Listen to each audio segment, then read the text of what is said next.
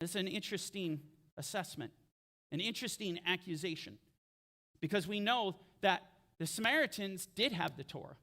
They have had the Torah. It's amazing that we have this preservation of all these manuscripts throughout the centuries.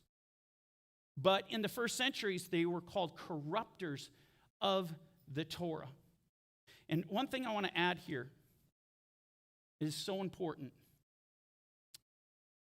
The Samaritans and the place that they chose to worship, that they believed was the place to worship, was Mount Gerizim, not Jerusalem. Not Jerusalem at all. No, they believed Mount Gerizim. And why did they believe that? Well, the Torah. What does the Torah say? You shall proclaim the blessing. This is Deuteronomy 11.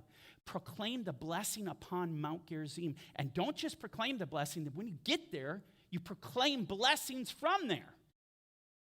It was the Mount of blessing. And the Samaritans looked at the Torah and said, there is no question. It is in Mount Gerizim where we are to worship. And this was their philosophy. And yet, even the early church fathers knew, you guys are corrupters. You're perverting the law. Here's another tidbit that is critical, and you can see why the Samaritans would fall into error. Samaritans didn't believe in the prophets. They didn't believe in the writings.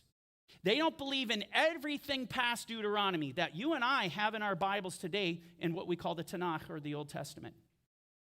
They would not adhere, and you start thinking of passages that these Samaritans would rest upon. Don't add and don't take away. As though then now the Torah is closed. And for them, that's it. And the only thing that they're waiting for is the Teheb. And the Teheb is the prophet like unto Moses, a messianic figure that is embedded in the Torah. That is the only thing that the only progressive revelation they're going to receive is that one. It's absolutely fascinating. Well, I want to share some commentary with you in regard to Justin Martyr.